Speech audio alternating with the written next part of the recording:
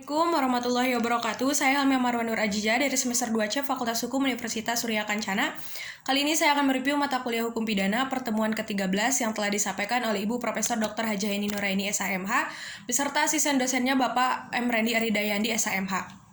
Pada pertemuan ke-13 ini, saya akan meresponsi bab 6, kesalahan atau pertanggungjawaban pidana. Kesalahan merupakan unsur subjektif dari tindak pidana, yaitu keseluruhan syarat yang memberi dasar untuk adanya pencelaan pribadi terhadap perbuatan pelaku tindak pidana. Dalam arti yuridis dibagi menjadi dua, yaitu kesengajaan dan kealpaan. Dalam arti yang sempit, kesalahan sama dengan kealpaan. Unsur-unsur kesalahan ada 3, yaitu kemampuan bertanggung jawab, adanya hubungan batin antara pelaku dan perbuatannya, tidak adanya alasan pemaaf. Kesengajaan tidak akan ditemukan di dalam KUHP definisinya. Tetapi dalam MVT, kesengajaan diartikan dengan menghendaki dan mengetahui.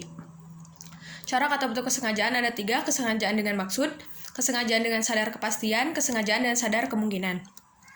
Kemudian ada teori apa boleh buat. Dalam teori ini keadaan batin si pelaku terhadap perbuatannya adalah sebagai berikut. Akibat itu sebenarnya tidak dikehendaki, bahkan si pelaku benci atau takut akan kemungkinan timbulnya akibat tersebut. Yang kedua, akan tetapi meskipun demikian ia menghendakinya. Namun apabila keadaan atau akibat itu timbul, apa boleh buat hak itu diterimanya juga. Sifat kesengajaan ada dua. Yang pertama ada sifat kesengajaan berwarna, yang kedua kesengajaan tidak berwarna. Pembagian atau jenis-jenis kesengajaan ada 6, dolus determinatus, dolus indeterminatus, dolus alternativus, dan generalis. Kemudian ada Weber's dolus generalis, dolus indirectus, dolus premeditatus, dan yang terakhir ada dolus repentinus. Kekeliruan atau kesesatan disebut juga tidak sengaja.